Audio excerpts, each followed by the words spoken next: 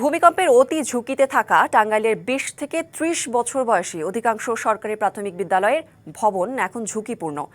এর মধ্যে কিছু পরিত্যক্ত ভবনেও চলছে পাঠদান কার্যক্রম। যে কোনো সময় দুর্ঘটনার আতঙ্ক থাকলেও বিকল্প না থাকায় চালিয়ে নিতে হচ্ছে শিক্ষাদান কার্যক্রম। ঝুঁকিপূর্ণ ভবনের নির্মাণের অনিয়ম খতিয়ে দেখার তাগিদ স্থানীয়দের।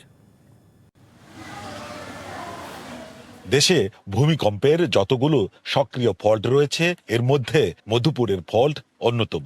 এর প্রভাবে অতি ঝুঁকিপূর্ণ এলাকার মধ্যে পড়ে টাঙ্গাইল শহর। এছাড়া ভারতের শক্তিশালী ডাউকি এবং অন্যান্য ফল্টগুলির প্রভাবেও টাঙ্গাইল এলাকা রয়েছে ভূমিকম্পের ঝুঁকিতে। এমন প্রেক্ষাপটে টাঙ্গাইলের সখীপুরের গড়বাড়ি সরকারি প্রাথমিক বিদ্যালয়ের ৫ম শ্রেণীর ক্লাসে পাঠদান হচ্ছে ভূমিকম্পের সতর্কতার বিষয়। তবে যে ভবনের নিচে ভূমিকম্প বিষয়ে পাঠদান হচ্ছে সেটি যেন এক আতঙ্কের। মাথার উপর বের হওয়া ছাদের রড আর ফাটা বিম যেন সাক্ষাৎ যমদূত। কয়েক বছর আগে তদন্ত করে ভবনটি পরিত্যক্ত ঘোষণা করা হলেও বিকল্প ব্যবস্থা না থাকায় জীবন ঝুঁকির ফাঁদে আটকা শিক্ষক শিক্ষার্থীরা।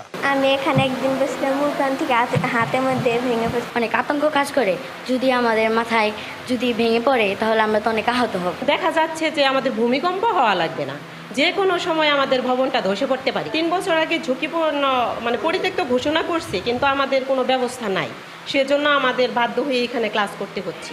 ন্যাচারাল ব্যাকটেরিয়ালাইসিসের সুরক্ষায় ফ্রেশ ও অ্যাক্টিভ সব সময়। এখন ধুলাবালি জীবাণু ঘাম ক্লিন বোল্ড রিমার্ক। এ চিত্র কেবল গড়বাড়ির নয়, উপজেলার ৯০ দশকের নির্মিত সুধীর চালা, গোবর চাকা, চাকদহ ও ইন্দ্রাজানি সরকারি প্রাথমিক বিদ্যালয় সহ পুরো টাঙ্গাইল জুড়েই রয়েছে এমন চিত্র।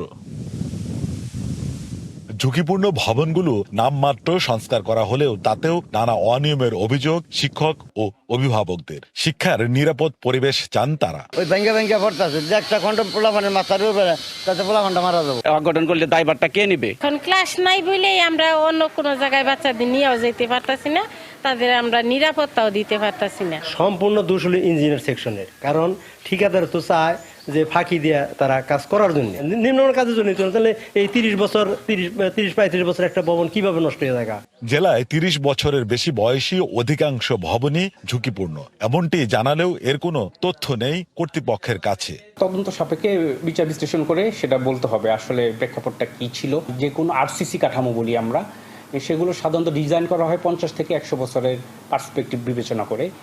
তবে হ্যাঁ, এটা নিয়মিত মেনটেনেন্স করতে হবে।